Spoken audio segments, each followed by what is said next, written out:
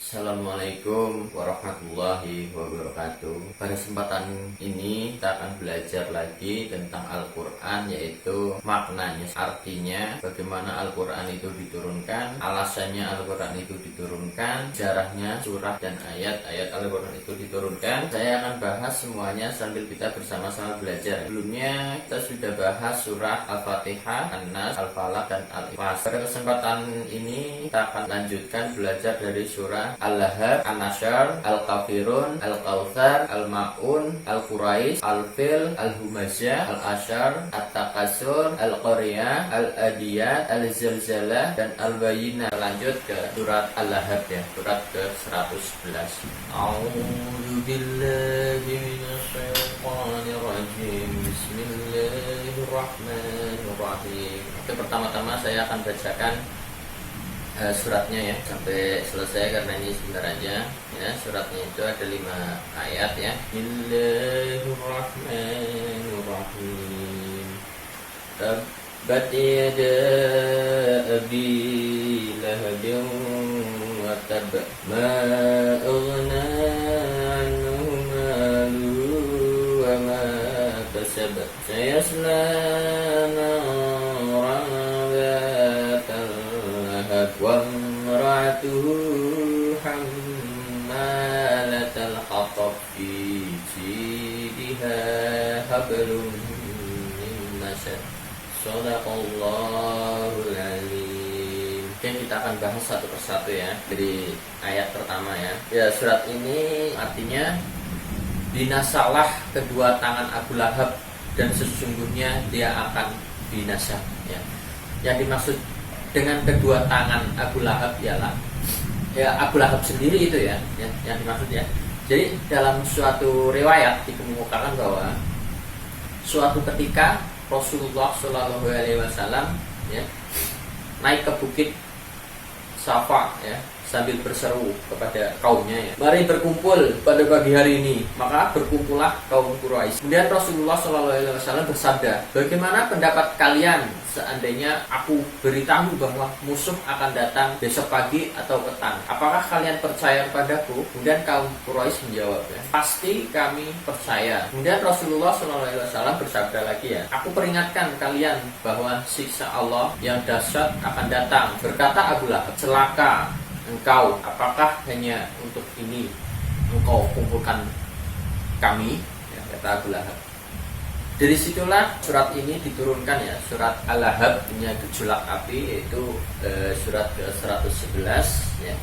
Itu berkenaan dengan peristiwa yang melukiskan bahwa kecelakaan itu akan terkena kepada orang yang memfitnah dan menghalang-halangi agama Allah ya. Itu diriwayatkan oleh Al-Bukhari yang bersumber dari Abbas. Dan dalam riwayat lain dikemukakan bahwa istri Abu Lahab menyebarkan duri-duri ya, duri-duri di tempat yang akan dilalui Nabi Muhammad. Jadi ayat ini ya, yaitu surat ke-111 ya, Al-Lahab turun berkenaan dengan peristiwa itu ya, yang melukiskan bahwa orang yang menghalang-halangi dan menyebarkan permusuhan terhadap Islam akan mendapatkan siksa Allah Subhanahu wa taala. Diriwayatkan oleh Ibnu Jarir dari Israel dan dari Abi Ishaq yang bersumber dari Hamdan bernama Yazid bin Zaid ya. Diriwayatkan pula oleh Ibnul Musir yang bersumber dari Rimah. Dan kita maksud ke ayat kedua ya. Bismillahirrahmanirrahim. Ma aghna anhu maluhu wa ma kasab. Artinya tidaklah berfaedah padanya harta bendanya dan apa yang dia usahakan, yang dijelaskan tadi yang menyebar duri-duri saja. Dan ayat ketiga ya, sayasla naran lahab ya. Kelak dia akan masuk ke dalam api yang bergejolak ya. Yang dipastikan di sini yaitu istri dan Abu Lahabnya itu sudah dipastikan ya akan masuk ke neraka ya. Di surat ini dijelaskan tentang Abu Lahab dan istrinya yang menentang jalan Allah. Keempat ya, wa maratuhu hammalatal hatab. Dan begitu pula istrinya pembawa kayu bakar. Yang dimaksud di sini bahwa kayu bakar dalam bahasa Arab adalah kiasan ya. Jadi kita di sini tahu ya, banyak arti kiasan-kiasan di dalam Al-Quran. Al-Quran ini dalam bahasa penyusunan katanya ya, sungguh indah sekali ya, kiasan-kiasannya sungguh indah sekali. Penyair-penyair, puisi-puisi ya, penyair-penyair puisi, membuat puisi-puisi itu kata-katanya banyak yang meniru dari kata Al-Quran. Contoh dari gaya bahasa Al-Quran. Sungguh luar biasa kita sebagai umat Islam punya kitab ya yang diturunkan langsung oleh penciptanya Allah Subhanahu Wa Taala. Jadi saya lanjut lagi untuk dimaksud kayu bakar di sini adalah ya, penyebar fitnah, kiasan bagi penyebar fitnah ya. Jadi istri Abu Lahab disebut pembawa kayu bakar karena dia selalu menyebarkan fitnah ya untuk memburuk-burukan Nabi Muhammad SAW dan kaum muslim. Kemudian ayat yang kelima ya, bijidha hablum masad. Kemudian yang di lehernya ada tali dari sabut. Sejarah turunnya surat Al-Lahab itu surat ke-111 yang di awal saya ceritakan ketika Nabi Muhammad menyerukan bersabda, tapi Abu Lahab dan istrinya itu menentang, tidak percaya kepada Nabi Muhammad. Jadi dari surat ini itu mengajarkan kita ya, jadi hubungannya surat Al-Lahab dengan surat Al-Ikhlas ya. Surat Al-Lahab mengisyaratkan bahwa kemusyrikan itu tidak dapat dipertahankan dan tidak akan menang walaupun pendukung-pendukungnya bekerja keras ya. Surat Al-Ikhlas mengemukakan bahwa tauhid dan Islam adalah tauhid yang semurni-murninya, ikhlas ya, kemurnian keesaan Allah ya. Al-Ikhlas. Di surat Al-Ikhlas kemarin sudah saya bahas, saya posting ya. Kemudian saya akan membahas lagi tentang surat ke-110 An-Nasr ya, surat ke-110 seperti biasa saya akan membacakan dulu ayat-ayatnya, kemudian akan menceritakan bagaimana surat An-Nasr ini diturunkan, kenapa surat ini diturunkan. Mula saya akan membacakan dulu ya. Bismillahirrahmanirrahim. Idza jaa nasrullahi wal fath. Apabila telah datang pertolongan Allah dan kemenangan. Wa ra'aitan nasa yadkhuluna fi dinillahi afwaja. Dan kamu lihat manusia masuk agama Allah dengan berbondong-bondong. Fasabbih bihamdi rabbika wastaghfir innahu kana tawwaba. Saya jelaskan dulu mukadimahnya ya. Surat An-Nasr terdiri dari 3 ayat ya, seperti yang saya bacakan tadi, termasuk surat diturunkan di Mekah. Sesudah surat At-Taubah dinamai surat An-Nasr ya, yaitu artinya pertolongan ya, pertolongan, diambil dari perkataan Nasr yang terdapat pada ayat pertama surat ini. Jadi surat ini pokok-pokok isinya yaitu janji bahwa pertolongan Allah akan datang dan Islam akan mendapat kemenangan dan Islam akan mendapat kemenangan dan Islam akan mendapat kemenangan. Perintah dari Tuhan agar bertasbih memujinya, memuji Allah dan minta ampun kepada Allah dikala terjadi peristiwa yang menggembirakan. Meskipun kita susah bergembira, jangan sampai kita terlena ya. Kemudian kita bahas satu persatu ayatnya. Idza jaa nasrullahi wal fath. Apabila telah datang pertolongan Allah dan kemenangan. Jadi dalam suatu riwayat dikemukakan bahwa ketika Rasulullah SAW masuk kota Mekah pada waktu Fathu Mekah ya, Khalid bin Walid diperintahkan memasuki Mekah dari jurusan dataran rendah untuk menggempur pasukan Quraisy yang menyerangnya ya, serta merampas senjatanya. Setelah memperoleh kemenangan, maka berbondong-bondonglah kaum Quraisy masuk Islam. Jadi ayat ini turun bersamaan dengan peristiwa itu sebagai perintah untuk memuji syukur dengan memahasucikan Allah ya saat kemenangannya dan meminta ampunan atas segala kesalahan. Jadi diriwayatkan oleh Abu Rasyah di dalam kitab Al-Musannaf dari Ma'mar bersumber dari Az-Zuhri. Jadi itu ya, asal muasal surat An-Nasr diturunkan ya. Jadi ada kaitannya ya surat Al-Lahab ya, yang saya jelaskan tadi di bawah ya. Kaitannya seperti itu. Kalau surat An-Nasr menerangkan tentang kemenangan yang diperoleh Nabi Muhammad SAW ya, dan pengikut-pengikut. Sedangkan surat Al-Lahab menerangkan tentang kebinasaan dan siksaan yang akan diderita Abu Lahab ya, istrinya sebagai orang-orang yang menentang Nabi. Kali ini cukup ya, kita belajar untuk memahami surat-surat Al-Quran ya, artinya, kapan ini diturunkan, tujuannya apa surat ini diturunkan, dan bagaimana surat ini diturunkan ya. Baik, terima kasih. Assalamualaikum warahmatullahi wabarakatuh. Baik, kita lanjutkan. Jadi ada kaitannya dengan surat Al-Kafirun. Kita akan lanjut pembahasannya. Jadi kaitannya kita bahas ya. Jadi surat Al-Kafirun itu menerangkan bahwa Rasulullah SAW tidak akan mengikuti agama orang kafir ya. Sedangkan surat An-Nasr menerangkan bahwa agama yang dibawa Nabi Muhammad akan berkembang dan menang ya. Jadi pokok-pokok isinya, mukadimahnya ya, dari surat Al-Kafirun itu pernyataan tentang pernyataan Tuhan yang disembah Nabi Muhammad SAW dan pengikutnya bukanlah apa yang disembah oleh orang-orang kafir, dan Nabi Muhammad SAW tidak akan menyembah apa yang disembah oleh orang-orang kafir. Kita baca satu persatu ya. A'udzu billahi minasy syaithanir rajim. Bismillahirrahmanirrahim. Dengan menyebut nama Allah yang Maha Pemurah lagi Pengampun. Qul ya ayyuhal kafirun. Katakanlah hai orang kafir, la a'budu ma ta'budun. Aku tidak akan menyembah apa yang kamu sembah. Wala antum 'abiduna ma a'bud. Dan kamu bukan penyembah Tuhan yang aku sembah. Wala ana 'abidun ma 'abadtu. Dan aku tidak pernah menjadi penyembah apa yang kamu sembah. Wala antum 'abiduna ma a'bud. Dan kamu tidak pernah pula menjadi penyembah Tuhan yang aku sembah. Lakum dinukum waliyadin. Untukmu agamamu dan untukku agamaku. Oke, kita akan bahas kenapa surat ini diturunkan ya. Katakanlah hai orang-orang kafir ya. Katakanlah hai orang-orang kafir.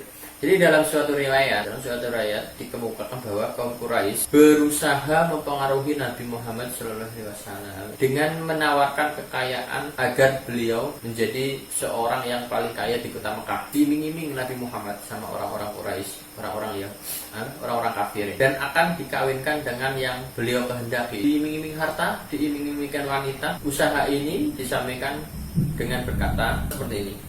Inilah yang kami sediakan bagimu hai Muhammad, dengan syarat agar engkau jangan memaki-maki Tuhan kami ya, Tuhan yang disembah orang-orang kafir ya, dan menjelekan atau sembahlah Tuhan-Tuhan kami selama setahun. Nabi Shallallahu Alaihi Wasallam menjawab, aku akan menunggu wahyu dari Tuhanku. Nah, disitulah Allah menurunkan surat Al-Kafirun. Beliau Nabi Muhammad ya diiming-iming ya, digoda dengan harta dan kekayaan, dengan wanita-wanita ya. Tapi subhanallah, Nabi Muhammad tidak tergiur. Jadi turunlah surat Al-Kafirun ini ya, yaitu sebagai perintah untuk menolak tawaran ya kaum kafir. Dan turun pula surat Az-Zumar ayat 64 sebagai perintah untuk menolak ajakan orang-orang bodoh. Ya, nanti akan jelaskan. Ini diriwayatkan oleh At-Tabrani dan Ibnu Abi Hatim yang bersumber dari Ibnu Abbas. Dalam riwayat lain dikemukakan bahwa juga kaum kafir Quraisy berkata kepada Nabi Muhammad SAW, sekiranya engkau tidak keberatan mengikuti kami ya, menyembah berhala selama setahun, kami akan mengikuti agamamu selama setahun pula ya. Jadi ada jaminannya. Tapi kita tahu orang kafir itu hanya mengiming-imingi menepati janjinya.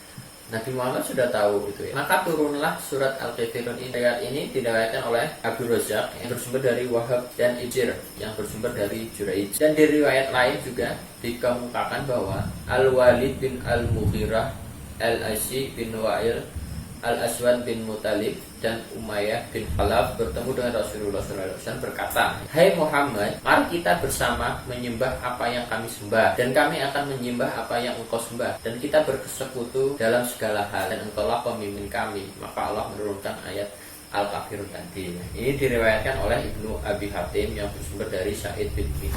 Jadi banyak deh riwayatnya mengenai surat Al-Kafirun.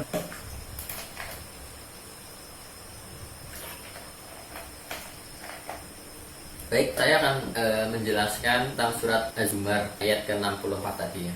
Jadi ini gambaran tentang kekuasaan Allah di hari kiamat. Jadi peringatan supaya menjauhi dari kemusyrikan. Bismillahirrahmanirrahim. La ghairallahi ta'muruni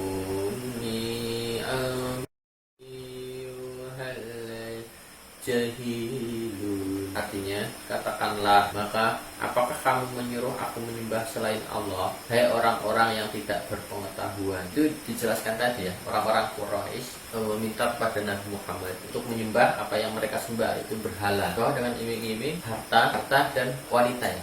A'udzu billahi minasyaitonir rajim. Bismillahirrahmanirrahim. Kemudian selanjutnya surat ke-108, yaitu surat Al-Kautsar. Surat Al-Kautsar ini pendek ya, dengan 3 ayat Makkiyah yang diturunkan di Madinah ya. Sesudah diturunkan surat Al-Adiyat. Al-Kautsar itu ya artinya nikmat yang banyak, diambil dari perkataan Al-Kautsar yang terdapat pada ayat pertama surat ini. Surat ini sebagai surat penghibur Nabi Muhammad SAW. Jadi pokok-pokok yang dibahas di surat Al-Kautsar ini, Allah telah melimpahkan nikmat yang banyak.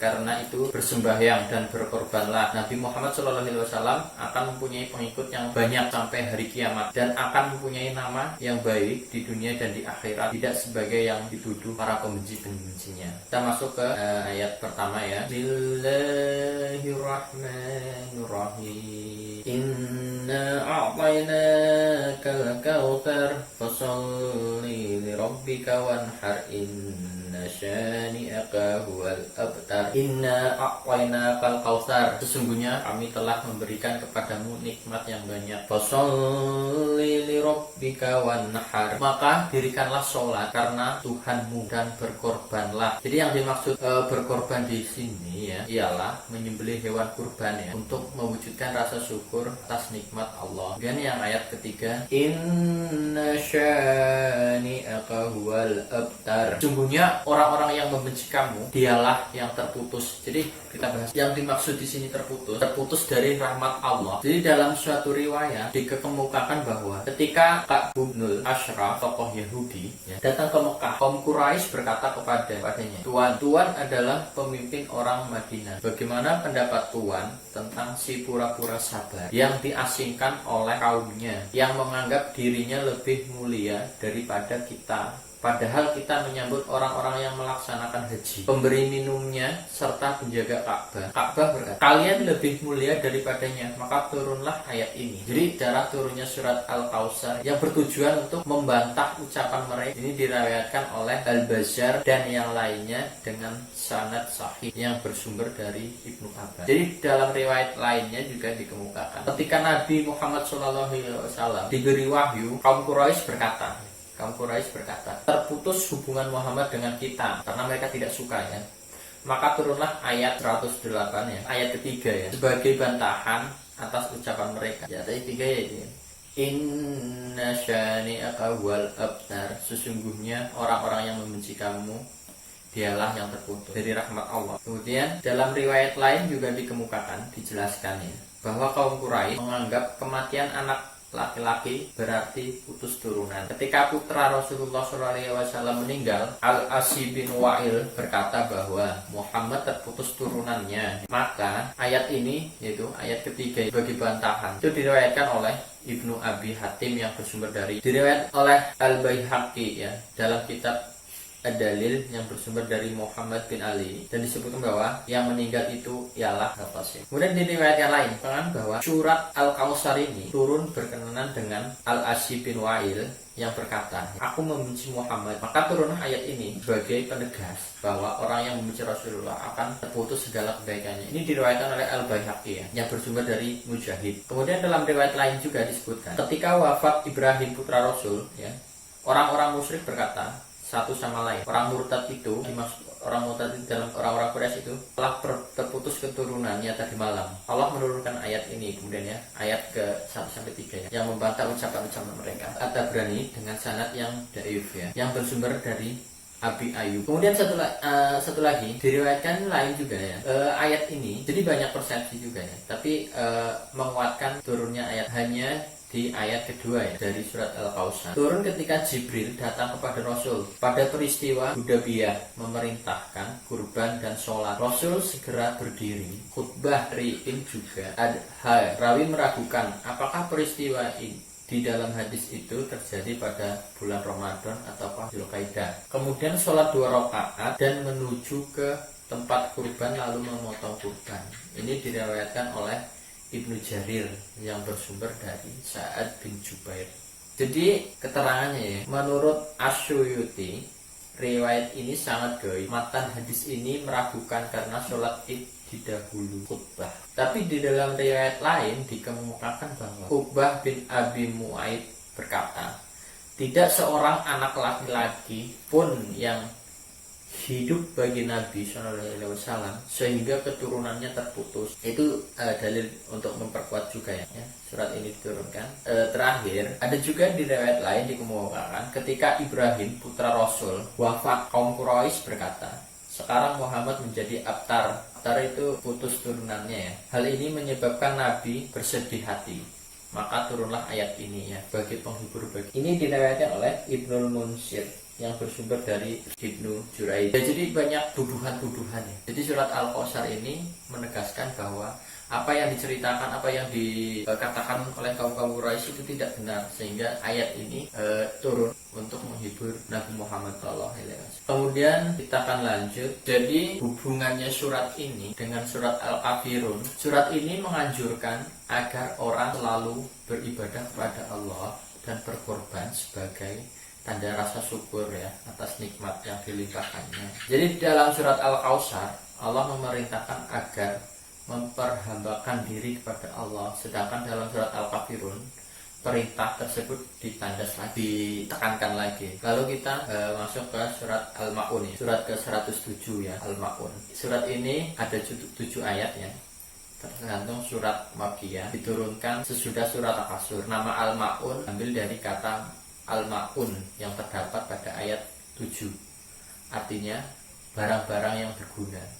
Jadi pokok dalam surat ini menjelaskan beberapa sifat manusia yang dipandang sebagai mendusta agama, ancaman terhadap orang-orang yang melakukan sholat dengan lalai dan riya. Baik, kita akan bacakan dulu ya surat Al-Ma'un. A'udzu billahi minasyaitonir rajim. Bismillahirrahmanirrahim. Ara'aital ladzi yukadzibu biddin. Tahukah kamu orang yang mendusta agama? Fadzalikal ladzi yad'ul yatim.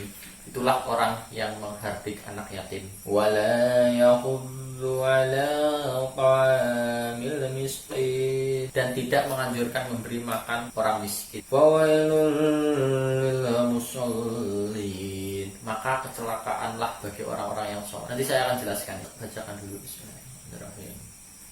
Alladzina hum an sholatihim sahun.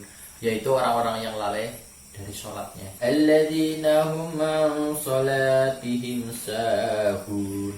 Orang-orang yang berbuat riya. Alladzina hum yura'una wa yamna'una al-ma'un. Shadaqallahul azim. Baik, kita akan. Jadi kenapa surat Al-Ma'un ini diturunkan? Jadi dijelaskan dalam ayat keempat. Fawailul lil musallin. Maka kecelakaanlah bagi orang-orang yang sholat. Jadi yang dimaksud di sini dalam suatu riwayat dikemukakan bahwa ayat ini, ayat 4-7 ya dari surat Al-Ma'un turun berkenan dengan kaum munafikin ya, orang-orang munafik yang mempertontonkan sholat kepada kaum mukmin, yaitu riya. Jadi mereka pamer, orang-orang munafik ini pamer ibadahnya ya, dan meninggalkannya apabila tidak ada yang melihatnya, serta menolak memberikan bantuan ataupun pinjaman. Jadi ayat ini turun sebagai peringatan kepada orang-orang yang berbuat seperti untuk memperingatkan.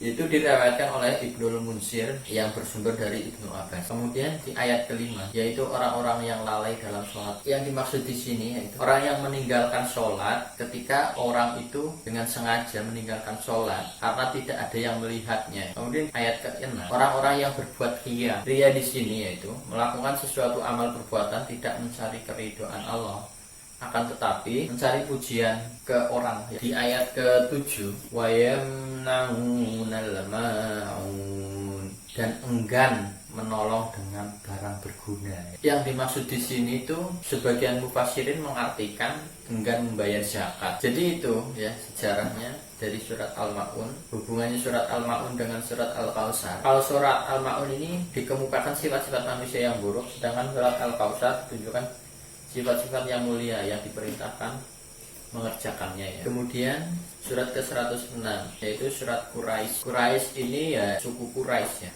suku Quraisy. Jadi surat Quraisy ini terdiri dari 4 ayat termasuk golongan surat-surat Makkiyah yang diturunkan sesudah surat Atin.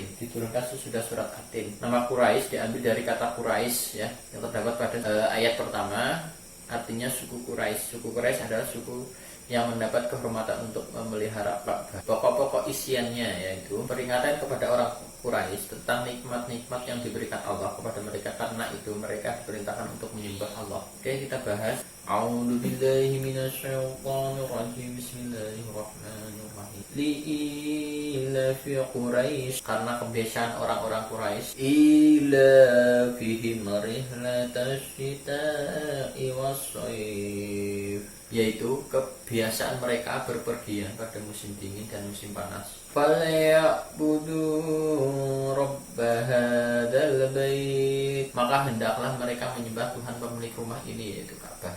Alladzi at'amahum min ju'in wa amanahum min khauf, yang telah memberi makan kepada mereka untuk menghilangkan lapar dan mengamankan mereka dari ketakutan. Oke, kita akan bahas ya, dari ayat pertama, li'ilafi Quraisy. Dalam suatu riwayat dikemukakan bahwa Rasul bersabda, Allah mengutamakan Quraisy dengan 7 perkara. Sampai akhir hadis diantaranya turun ayat berkenan dengan mereka yang tidak diturunkan kepada yang lainnya ya. Jadi khusus untuk suku Quraisy. Jadi itu ya sejarahnya seperti itu. Ini diriwayatkan oleh Al-Hakim dan yang lain yang bersumber dari Ummul Hani binti Abi Thalib. Kemudian masuk ke ayat keduanya. Ila bihi marihlatash shita'i was-shayf, itu kebiasaan mereka berpergian pada musim dingin dan musim panas. Jadi maksud di sini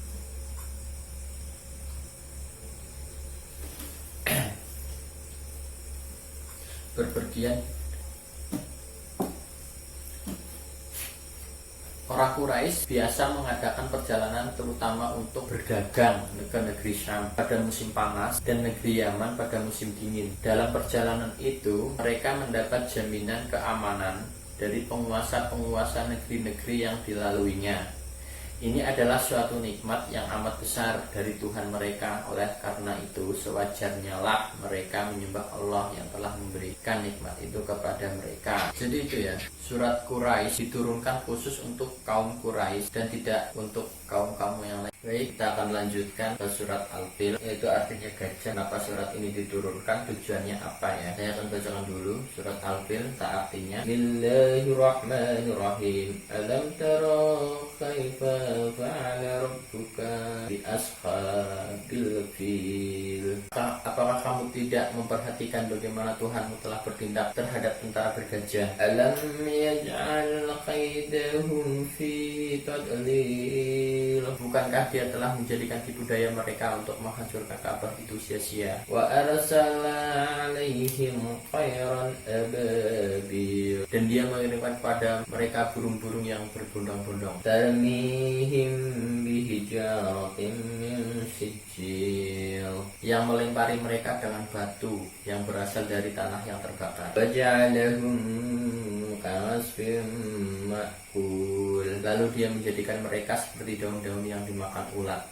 Shadaqallahul azim.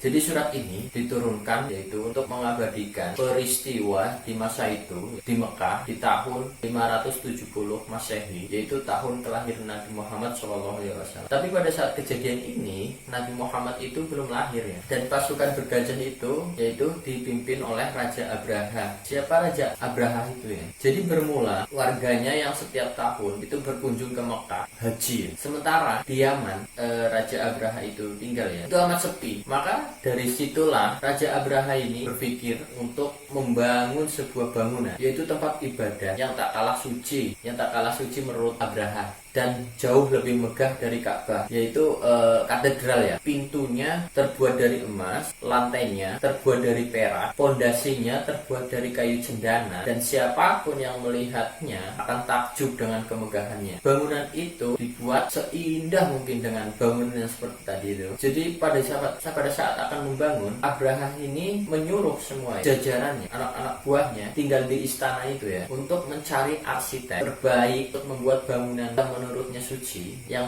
menandingi kesucian Baitullah dalam waktu singkat. Jadilah bangunan megah dan indah yang bernama Al-Qulais. Jadi Abraha ini, Abraha Al-Ashram Al-Habsyi ya nama lengkapnya ya, itu penguasa Yaman kala itu ya. Jadi Abraha itu raja ataupun gubernur ya, merupakan gubernur perwakilan Abisina di Habsyah ya, yang sekarang Ethiopia. Dia itu merupakan seorang warga asli Afrika yang beragama Nasrani.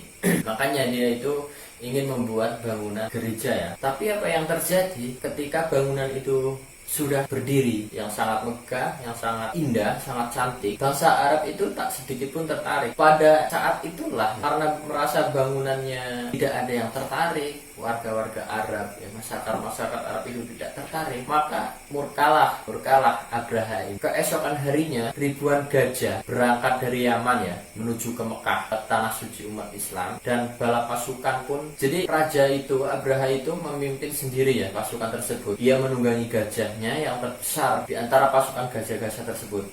Dan tak lamalah rombongan Abraha ini sampai di kota Mekah ya, tepatnya di kawasan Mugamas. Kemudian mereka berhenti sejenak, sementara Abraha ini mengutus seorang utusan untuk menemui penguasa Mekah. Saat itu adalah kakek Rasulullah sendiri ya, Abdul Muthalib. Dan mendengar kabar pasukan di dekat Mekah, Abdul Muthalib menjawab, "Demi Allah, kami tak ingin berperang dan kami tak punya kekuatan untuk melawan kalian. Akan tetapi jika Abraha ingin menghancurkan Baitullah, namun aku yakin Allah tak membiarkan rumahnya dihancurkan," kata Abdul Muthalib. Kemudian cukup lama pasukan Abraha ini beristirahat di Mugamas. Meski belum memasuki kota Mekah, mereka telah merampas banyak harta benda kaum Quraisy, termasuk harta milik Abdul Muthalib. Mendengar 200 ekor untanya dirampas pasukan Abraha, Abdul Muthalib beranjak menemui Abraha ya. Dengan sombongnya, Abraha itu berbicara ke Abdul Muthalib. Ia menyangka Abdul Muthalib itu cemas ya, karena Ka'bah akan dihancurkan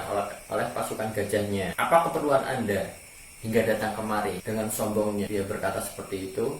Namun jawaban Abdul Muthalib ini cukup tegas, cukup berani, yang nggak pernah disangka-sangka oleh Abraha. "Kembalikan 200 ekor unta milikku yang telah dirampas oleh pasukanmu." Abraha pun terheran. "Mengapa kau lebih mengkhawatirkan untamu? Padahal kami datang ke sini untuk menghancurkan Ka'bah. Mengapa kau tidak mengkhawatirkan Ka'bah itu saja?" kata Abraha. "Unta-unta yang kau rampas itu milikku," kata Abdul Muthalib. "Sementara Ka'bah merupakan milik Allah, maka Allah lah yang akan melindunginya," jawab Abdul Muthalib dengan santainya. Maka dikembalikanlah unta-unta milik Abdul Muthalib. Saat kembali ke Mekah, Abdul Muthalib pun memperingatkan warganya agar berlindung menyelamatkan diri. Abdul Muthalib ini berkata, wahai kaumku, tinggalkanlah Mekah, berlindunglah ke bukit. Sungguh aku melihat pasukan Abraha yang besar dan mustahil kita lawan, karena banyak sekali ya, ribuan pasukan gajah." Abdul Muthalib itu seperti itu kepada kaumnya ya. Maka bergegaslah warga Mekah meninggalkan kota ya.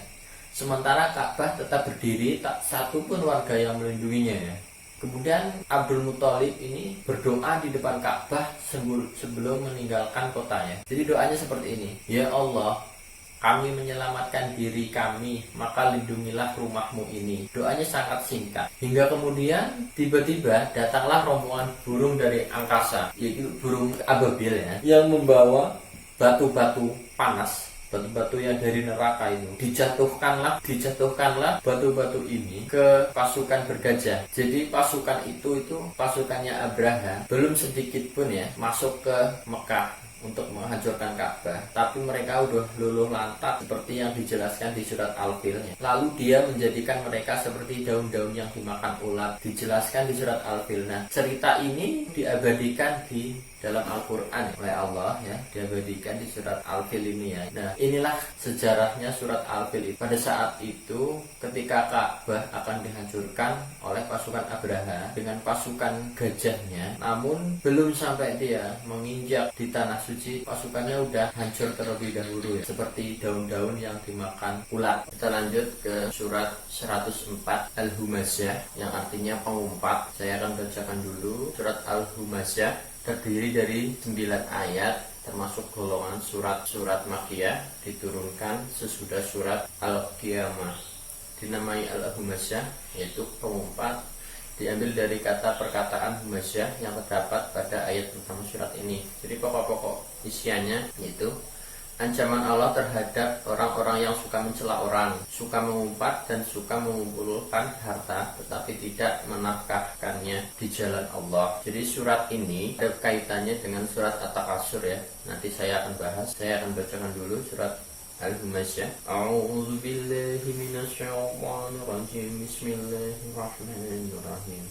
Wailul likulli humazatil lumazah. Kecelakaanlah bagi setiap pengumpat lagi pencela. Alladzi jama'a malahu wa'addadah, yang mengumpulkan harta dan menghitung-hitung. Yahsabu anna malahu akhladah, dia mengira bahwa hartanya itu dapat mengekalkannya. Qalla la yumbadan fil hutama, sekali-kali tidak, sesungguhnya dia benar-benar akan dilemparkan ke dalam tamah. Wa ma adraka mal hutama, dan tahukah kamu apa tamah itu? Narullahil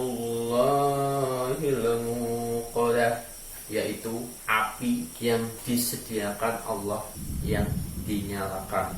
Alladzi tattali'u 'alal afidah, yang membakar sampai ke hati. Inna 'alaihim muqsadah, sesungguhnya apa itu ditutup rapat atas mereka. Fi amadin mumaddadah, sedang mereka itu diikat pada tiang-tiang yang panjang. Shadaqallahul 'azim. Baik, kita bahas surat Al-Humazah dari ayat pertama. Wailul likulli humazatil lumazah, kecelakaanlah bagi setiap pengumpat lagi pencela. Al-Humazah ya, pengumpat, diambil dari kata pertama ya. Jadi dalam suatu riwayat dikemukakan bahwa Utsman dan Ibnu Umar berkata, masih segar terdengar di telinga kami bahwa ayat ini, yaitu surat Al-Humazah ayat 1 dan 2, turun berkenan dengan Ubay bin Khalaf, seorang tokoh Quraisy yang kaya raya, yang selalu mengejek dan menghina Rasul dengan kekayaannya. Diriwayatkan oleh Ibnu Abi Hatim yang bersumber dari Utsman dan Ibnu Umar. Dan di riwayat lain juga dikemukakan bahwa ayat ini itu ayat 1 sampai dengan 3. Kalau yang tadi riwayat pertama ayat 1 dan 2, dan di riwayat lainnya yaitu ayat 1, 2 dan 3 turun berkenaan dengan Al-Ahnas bin Syarif yang selalu mengejek dan mengumpat orang. Ayat ini berkenan sebagai teguran terhadap perbuatan seperti itu ya. Pemokok surat ini teguran terhadap orang-orang yang suka mengejek dan mengumpat orang. Ini diriwayatkan oleh Ibnu Abi Hatim yang bersumber dari As-Suddi. Kemudian di riwayat lain juga dikemukakan bahwa ayat ini ya, ayat 1 sampai dengan 3 surat 104 turun berkenaan dengan Jamil bin Amir Al-Jumbi, seorang tokoh musyrik yang selalu mengejek dan menghina orang. Ada juga riwayat lain yang perkuat turunnya ayat ini ya, karena tokoh musyrik itu yang selalu mengejek dan menghina orang. Ini diriwayatkan oleh Ibnu Jarir yang bersumber dari seorang suku Rikoh. Kemudian satu lagi riwayat lain juga dikemukakan bahwa Umayyah bin Khalaf selalu mencela dan menghina Rasulullah apabila berjumpa dengannya ya.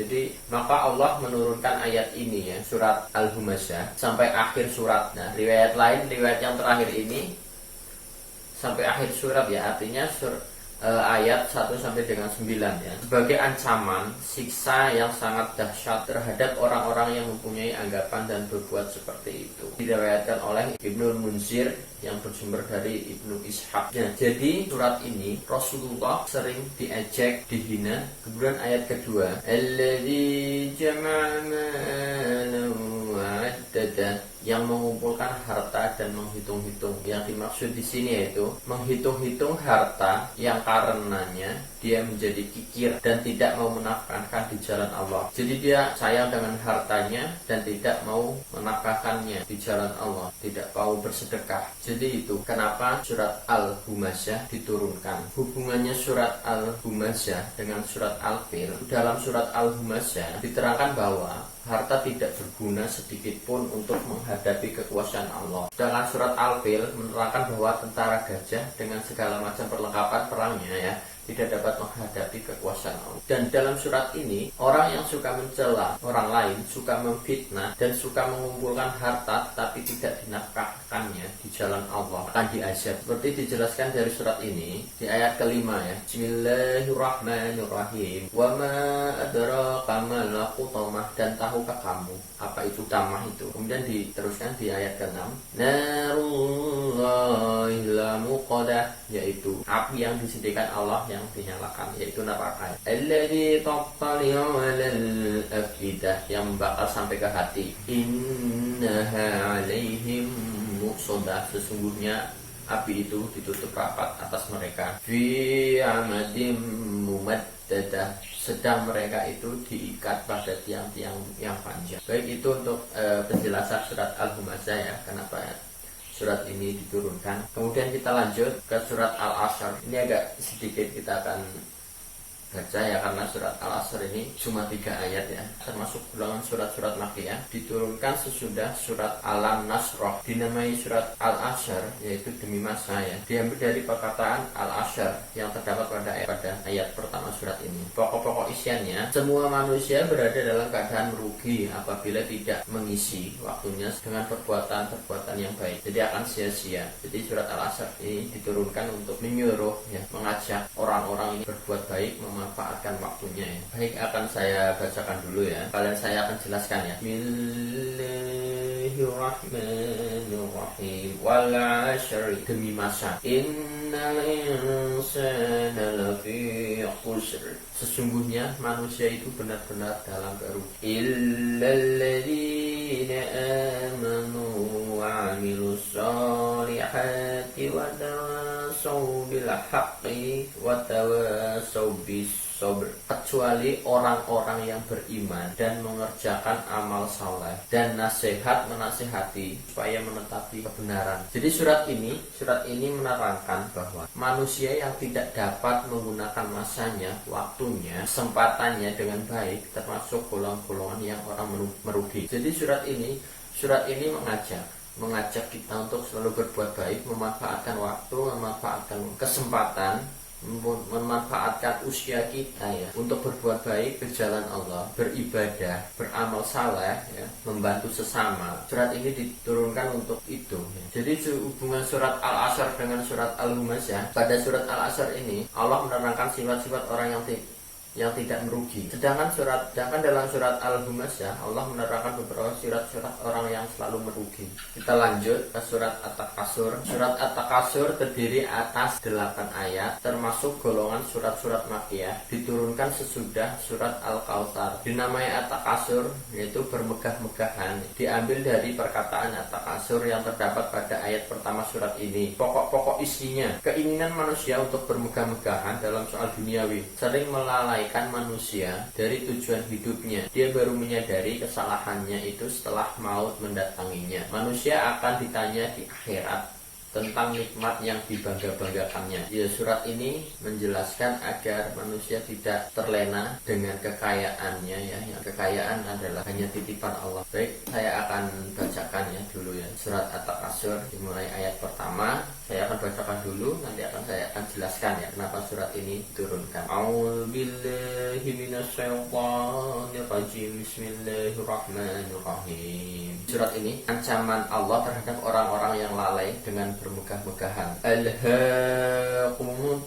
takatsur, bermegah-megah telah melalaikanmu. Hatta zuratumul maqabir, sampai kamu masuk ke dalam kubur. Kalla sawfa ta'lamun, janganlah begitu, kelak kamu akan mengetahui akibat perbuatan itu. Tsumma kalla sawfa ta'lamun, dan janganlah begitu, kelak kamu akan mengetahuinya. Kalla law ta'lamuna ilmal yaqin, janganlah begitu, jika kamu mengetahui dengan pengetahuan yang yakin. Latarawunnal jahim, niscaya kamu benar-benar akan melihat neraka jahim. Tsumma latarawunnaha 'ainal yaqin, dan sesungguhnya kamu benar-benar akan melihatnya dengan ainul yaqin. Tsumma latus'alunna yawma idzin 'anil na'im, kemudian kamu pasti akan ditanya pada hari itu tentang kenikmatan yang kamu megah-megahkan di dunia itu. Shadaqallahul Azim. Kita bahas satu persatu ya, dari mulai ayat pertama. Alhaakumut takatsur, bermegah-megahan telah melalaikan kamu. Jadi yang dimaksud di sini bermegah-megahan dalam soal banyak harta, anak, pengikut, kemuliaan, dan seumpamanya telah melalaikan kamu dari ketaatan. Jadi dalam suatu riwayat kemukakan bahwa ayat ini, ayat 1-2 turun berkenaan dengan dua kabilah Ansor, Bani Haritsah dan Bani Harth, yang saling menyumbungkan diri dengan kekayaan dan keturunannya dengan saling bertanya, apakah kalian mempunyai pahlawan yang segagah dan secekatan si Anu? Mereka menyombongkan diri pula dengan kedudukan dan kekayaan orang-orang yang masih hidup. Mereka mengajak pula pergi ke kubur untuk menyombongkan kepahlawanan dari golongannya yang sudah gugur dengan menunjukkan kuburannya. Ayat ini, ayat 1-2 ya, turun sebagai teguran kepada orang-orang yang hidup bermegah-megahan sehingga terlalaikan ibadahnya kepada Allah. Ini diriwayatkan oleh Ibnu Abi Hatim yang bersumber dari Ibnu Buraidah. Jadi pada zaman itu, kemudian dalam riwayat lain dikemukakan bahwa Ali pernah berkata, pada mulanya kami sanksi akan siksa kubur. Setelah turunnya ayat ini, ayat 1-4 yang dimaksud, hilanglah kesangsian itu. Ini diriwayatkan oleh Ibnu Jarir yang bersumber dari Ali. Jadi itu ya, kenapa surat ini diturunkan? Karena dalam riwayat sama yang tadi, mereka menyombongkan diri. Bahkan orang yang sudah mati, mereka sombongkan. Kemudian kita ke ayat ke-7. Bismillahirrahmanirrahim. Tsumma latarawunnaha 'ainal yaqin, dan sesungguhnya kamu benar-benar akan melihatnya dengan ainul yakin. Nah, ainul yakin itu ya, artinya melihat dengan mata kepala sendiri, sehingga menimbulkan keyakinan yang kuat. Pada mulanya kami sanksi akan siksa kubur, tapi setelah turunnya ayat ini 1-4, hilanglah kesangsian itu. Ini diriwayatkan oleh Ibnu Jarir ya, yang bersumber dari Ali. Jadi itu ya, kenapa surat At-Takasur ini diturunkan. Surat ini mengemukakan celaan dan ancaman terhadap orang-orang yang bermegah-megahan dengan apa yang diperolehnya dan tidak membelanjakannya di jalan Allah. Mereka pasti diazab dan pasti akan ditanya tentang apa yang dimegah-megahkannya itu. Jadi hubungan surat ini At-Takasur dengan surat Al-Asr. Yang pertama, pada surat At-Takasur, Allah menerangkan kepada orang yang bermegah-megahan dan disibukkan oleh harta-harta benda sehingga lupa mengingat Allah. Sedang surat Al-Asr menerangkan bahwa manusia akan merugi kecuali mereka beriman berawal saleh dan menasehati dalam kebenaran dan kesabaran. Kemudian yang kedua, pada surat At-Takasur, Allah menerangkan sifat orang yang mengikuti hawa nafsunya. Sedang pada surat Al-Asr menerangkan sifat orang-orang yang tidak merugi. Ya, surat At-Takasur ini sama ya, ada kaitannya dengan surat Al-Humasyah yang artinya pengumpat, seperti yang diterangkan di tadi ya, di surat Al-Humasyah ayat kedua ya. Alladzi jama'a malan wa 'addadah, yang mengumpulkan harta dan menghitung-hitung. Maksudnya mengumpulkan dan menghitung-hitung harta yang dikarenakannya dia menjadi kikir dan tidak mau menafkahkan di jalan Allah. Karena orang-orang yang kikir, orang-orang yang tidak mau bersedekah, itu orang-orang yang merugi, orang-orang yang akan diazab oleh Allah. Seperti yang dijelaskan di surat Al-Humazah dan At-Takasur. Kemudian saya akan lanjut ke surat 101 Al-Qariyah. Saya akan jelaskan. Saya akan bacakan dulu ya suratnya sampai selesai dan artinya. Al-Qariyah, hari kiamat. A'udzu billahi minasyaitonir rajim. Bismillahirrahmanirrahim. Surat ini 11 ayat, tergolong surat Makkiyah, diturunkan sesudah surat Quraisy. Nama Al-Qariyah diambil dari kata Al-Qariyah yang terdapat pada ayat pertama, artinya mengetok dengan keras. Kemudian kata ini dipakai untuk nama hari kiamat. Pokok-pokok isinya kejadian-kejadian pada hari kiamat, yaitu manusia bertebaran, gunung berhamburan, amal perbuatan manusia ditimbang dan dibalas. Ya, kita masuk ke ayat pertama. Bismillahirrahmanirrahim. Al-Qariyah, hari kiamat. Wa mal qariyah, apakah hari kiamat itu? Wa ma adraka mal qariyah, tahukah kamu apakah hari kiamat itu? Yauma yakunun nasu kal-farasil mabthud, pada hari itu manusia adalah seperti anai-anai yang bertebaran. Wa taqulul jibalu kal-'ihnil manfush, dan gunung-gunung adalah seperti bulu yang berhambur-hamburan. Fa'amma man taqulat mawasinuh,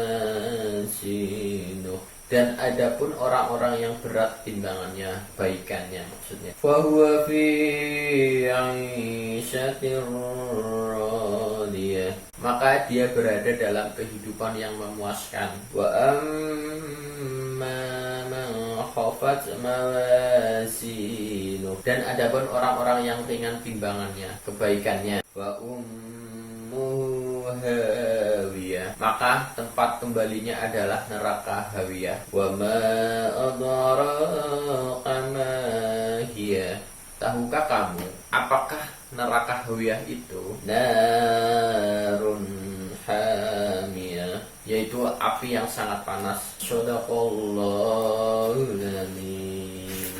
Jadi surat Al-Qariyah seluruhnya, surat ayat ini menjelaskan hal-hal yang akan terjadi di hari kiamat. Jadi semua perbuatan yang kita lakukan itu akan ditimbang baik buruknya. Ya, kita akan lanjut surat ke-100, yaitu Al-Adiyat. Surat ini 11 ayat seperti surat Al-Qariyah, termasuk golongan surat-surat Makkiyah, diturunkan sudah surat Al-Asr. Nama Al-Adiyat diambil dari kata Al-Adiyat yang terdapat pada ayat pertama surat ini, artinya yang berlari kencang. Jadi pokok-pokok isiannya itu ancaman Allah Subhanahu wa taala pada manusia yang ingkar dan yang sangat mencintai harta benda, bahwa mereka akan mendapat balasannya setimpal dikala mereka dibangkitkan dari kubur dan dikala isi dada mereka ditampakkan. Al-Adiyat artinya kuda perang yang berlari kencang. A'udzu billahi minasyaitonir rajim. Bismillahirrahmanirrahim. Wal 'adiyati dhabha, demi kuda perang yang berlari kencang dengan terengah-engah. Wal muriyati qadha, dan kuda yang mencetuskan api dengan pukulan kuku kakinya. Wal muhirati subha, dan kuda yang menyerang dengan tiba-tiba di waktu pagi. Fa asrana bihi naqla, maka ia menerbangkan debu. Fa wasatna bihi jam'a, dan menyerbu ke tengah-tengah kumpulan musuh. Innal insana li rabbihi lakanud, sesungguhnya manusia itu sangat ingkar, tidak berterima kasih pada Tuhannya. Wa innahu ala dzalika lasyahid, dan sesungguhnya manusia itu menyaksikan sendiri keingkarannya. Wa innahu li hubbil khairi lasyadid, dan sesungguhnya dia sangat bakhil karena cintanya kepada harta. Afala ya'lamu idza bu'syira ma fil qubur. Maka apakah dia tidak mengetahui apabila dibangkitkan apa yang ada di dalam kubur? Wa khussila ma fis sudur, dan dilahirkan apa yang ada di dalam dada. Inna rabbahum bihim yawma idil lakhabir. Sesungguhnya Tuhan mereka pada hari itu maha mengetahui keadaan mereka. Shadaqallahul azim. Jadi dalam surat pertama, surat ayat pertama, wal 'adiyati dhabha, demi kuda perang yang berlari kencang dengan terengah-engah. Yang dimaksud di sini dalam suatu riwayat dikemukakan bahwa Rasulullah Shallallahu Alaihi Wasallam mengutus sepasukan kuda, akan tetapi setelah sebulan lamanya pasukan itu tak ada kabar beritanya. Maka turunlah ayat ini, ayat 1 sampai dengan 5, sebagai pemberitahuan tentang pasukan tersebut yang sedang bertempur melawan musuh dan melukiskan kepahlawanan mereka. Diriwayatkan oleh Al-Bazzar, Ibnu Abi Hatim dan Al-Hakim yang bersumber dari Ibnu Abbas. Jadi itu ya, kenapa surat ini diturunkan ya. Jadi hubungan surat Al-Adiyat dengan surat Al-Qariyah. Surat Al-Adiyat ditutup dengan penyebut hari kiamat, sedang surat Al-Qariyah seluruh menjelaskan tentang hari kiamat itu. Kemudian kita lanjut ke surat 99 Al-Zalzalah. Surat ini terdiri atas 8 ayat, termasuk surat-surat Madaniyah, diturunkan sesudah surat An-Nisa. Nama Al-Zalzalah diambil dari kata zilzal yang terdapat pada ayat pertama surat ini, yang berarti goncangan. Pokok-pokok isinya kegoncangan bumi yang amat hebat pada hari kiamat dan kebingungan manusia ketika itu. Manusia pada hari kiamat itu dikumpulkan untuk dihisab segala amal perbuatan mereka. Kita akan bacakan. A'udzubillahi minasyaitonir rajim. Bismillahirrahmanirrahim. Idza zulzilatil ardu zilzalaha. Apabila bumi digoncangkan dengan goncangan yang sangat dahsyat. Wa akhrajatil ardu asqalaha. Dan bumi telah mengeluarkan beban-beban berat yang dikandungnya. Wa qalal insanu ma laha. Dan manusia bertanya, mengapa bumi ini menjadi begini? Yauma idzin tuhaddidu akhbaraha. Karena sesungguhnya Tuhanmu telah memerintahkan yang sedemikian itu kepadanya. Bi anna rabbaka awhalaha. Yauma idzin tuhaddisu akhbaraha. Pada hari itu bumi menceritakan beritanya. Bi anna rabbaka awhalaha. Karena sesungguhnya Tuhanmu telah memerintahkan yang sedemikian itu kepadanya. Yauma ini yasturun nasu astatan liyuraw a'malahum. Pada hari itu manusia keluar dari kuburnya dalam keadaan bermacam-macam supaya diperlihatkan kepada mereka balasan pekerjaan mereka. Jadi yang dimaksud balasan pekerjaan mereka, maksudnya ada di antara mereka yang putih mukanya dan ada pula yang hitam dan sebagainya. Wa may ya'mal mithqala dzarratin khairan yarah. Barang siapa yang mengerjakan kebaikan seberat syarah pun, niscaya dia akan melihat balasannya. Wa may ya'mal mithqala dzarratin syarran yarah. Dan barang siapa yang mengerjakan kejahatan sebesar zarrah pun, niscaya dia akan melihat balasannya pula. Surat Al-Zalzalah menerangkan tanda-tanda permulaan hari kiamat. Pada hari itu manusia akan melihat sendiri hasil perbuatan mereka ya, baik ataupun buruk meskipun sebesar biji zarrah. Yang diterangkan di ayat ke-7, wa may ya'mal mithqala dzarratin khairan yarah. Barang siapa yang mengerjakan kebaikan seberat zarrah pun, niscaya dia akan melihat balasannya. Jadi dalam suatu riwayat dikemukakan bahwa ketika turun surat Al-Insan ayat 8, kaum muslimin menganggap bahwa orang yang bersedekah sedikit tidak akan memperoleh pahala, dan menganggap pula bahwa orang yang berbuat dosa kecil seperti berbohong, mengumpat, mencuri penglihatan dan sebangsanya tidak tercela, serta menganggap bahwa ancaman api neraka dari Allah disediakan bagi orang yang berbuat dosa besar. maka turunlah ayat ini, ayat 7 dan ke-8 dari surat Al-Zalzalah sebagai bantahan terhadap anggapan mereka itu, diriwayatkan oleh Ibnu Abi Hatim yang bersumber dari Sa'id bin Jubair. Nah, jadi ayat ini diturunkan untuk membantah bahwa ketika turun surat Al-Insan ayat 8, kaum muslimin menganggap bahwa orang yang bersedekah sedikit tidak akan memperoleh pahala. Nah, dijelaskan di sini, biarpun kita bersedekah mengerjakan kebaikan sebesar biji syarah pun, niscaya akan melihat pahalanya. Dan dijelaskan pula di ayat ke-7 ya. Wa may ya'mal mithqala dzarratin sarran yarah. Dan barang siapa yang mengerjakan kejahatan, berbuat jahat sebesar biji syarah, niscaya dia akan melihat balasannya. Jadi berbuat baik, berbuat jahat itu akan mendapat balasannya. Jadi surat ini menjelaskan, membantah ya. Ketika turun surat Al-Insan ayat 8, itu surat Al-Insan ayat ke-8 yang artinya, dan mereka memberikan makan yang disukainya pada orang miskin, anak yatim, dan orang yang ditawan. Itu arti dari surat Al-Insan ya, ayat ke-8. Kemudian saya akan lanjut ke surat 98, yaitu surat Al-Bayyinah. Surat Al-Bayyinah terdiri atas 8 ayat termasuk surat Madaniyah. Diturunkan sesudah surat At-Talaq ya, dinamai Al-Bayyinah, di yang nyata artinya. Diambil dari perkataan Bayyinah yang terdapat pada ayat pertama surat ini. Pokok-pokok isinya dari surat ini yaitu pernyataan dari ahli kitab dan orang-orang musyrik bahwa mereka akan tetap dalam agamanya masing-masing sampai datang Nabi yang telah dijanjikan oleh Tuhan. Setelah Nabi Muhammad SAW datang, mereka terpecah belah.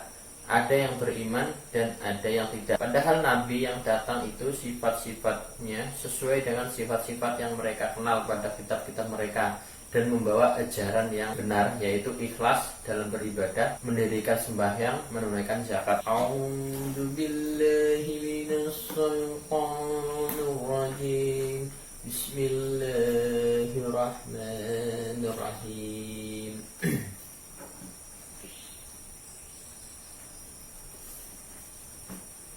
Lam yakunil ladzina kafaru min ahlil kitabi wal musyrikina munfakkina hatta ta'tiyahumul bayyinah. Orang-orang kafir yakin, ahli kitab dan orang-orang musyrik mengatakan bahwa mereka tidak akan meninggalkan agamanya sebelum datang kepada mereka bukti yang nyata. Rasulun minallahi yatlu suhufan mutahharah, yaitu seorang rasul dari Allah, yaitu Muhammad, yang membacakan lembaran-lembaran yang disucikan, yaitu maksudnya Al-Quran. Fiha kutubun qayyimah, di dalam terdapat isi kitab-kitab yang lurus, yaitu maksudnya yang dimaksud isi kitab-kitab yang lurus ialah isi kitab-kitab yang diturunkan kepada Nabi seperti Taurat, Zabur, dan Injil yang murni ya, yaitu yang diturunkan kepada nabi-nabi sebelum Nabi Muhammad. Wa ma tafarraqal ladzina utul kitaba illa min ba'di ma ja'atuhumul bayyinah, dan tidaklah berpecah belah orang-orang yang didatangkan Alkitab pada mereka melainkan sesudah datang pada mereka bukti yang nyata. Wa ma umiru illa liya'budullaha mukhlisina lahuddin hunafa'a wa yuqimus salata wa yu'tus zakata wa dzalika dinul qayyimah. Padahal mereka tidak disuruh kecuali supaya menyembah Allah dan memurnikan ketaatan kepadanya dalam menjalankan agama yang lurus, dan supaya mereka mendirikan sholat dan menunaikan zakat, dan yang demikian itulah agama yang lurus. Jadi agama yang lurus terangkan juga di surat Al-Imran ayat ke-67. Jadi yang artinya Ibrahim bukan seorang Yahudi dan bukan pula seorang Nasrani, akan tetapi dia adalah orang yang lurus, lagi berserah diri kepada Allah ya, dan sekali-kali bukanlah dia termasuk golongan orang-orang musyrik. Lurus berarti jauh dari syirik ya, yaitu mempersekutukan Allah dan jauh dari kesesatan. Jadi jelas ya, diterangkan juga di surat Al-Imran ayat ke-67. Baik, kita lanjut ya. Bismillahirrahmanirrahim. Innal ladzina kafaru min ahlil kitabi wal musyrikin fi nari jahannam khalidina fiha ulaika hum syarrul bariyah. Sesungguhnya orang-orang yang kafir, yakni ahli kitab dan orang-orang yang musyrik, akan masuk ke neraka jahanam. Mereka kekal di dalamnya. Mereka itu adalah seburuk-buruk makhluk. Innal ladzina amanu wa 'amilus shalihati ulaika hum khairul bariyah. Sesungguhnya orang-orang yang beriman dan mengerjakan amal saleh, mereka itu adalah sebaik-baiknya makhluk. Jazaohum inda rabbihim jannatu 'adnin tajri min tahtihal anhar khalidina fiha abada radiyallahu anhum wa radu anhu dzalika liman khasyiya rabbah. Artinya, balasan mereka di sisi Tuhan mereka ialah surga yang mengalir di bawahnya sungai-sungai. Mereka kekal di dalamnya selama-lamanya. Allah ridho terhadap mereka dan mereka pun ridho kepadanya. Yang demikian itu adalah balasan bagi orang-orang yang takut kepada Tuhannya. Jadi dalam surat ini Allah menerangkan bahwa ajaran Muhammad adalah ajaran yang benar dan agama yang dibawanya adalah agama yang lurus, mencakup pokok-pokok ajaran yang dibawa nabi-nabi yang dahulu. Alhamdulillah, kita sudah bahas banyak yang kita bahas dalam pertemuan ini. Semoga apa yang kita pelajari bermanfaat untuk kita, untuk agama, ya, untuk dunia dan akhirat ya, agar kita bisa paham Al-Quran, isinya, maknanya, artinya. Sekian, terima kasih. Wassalamualaikum warahmatullahi wabarakatuh.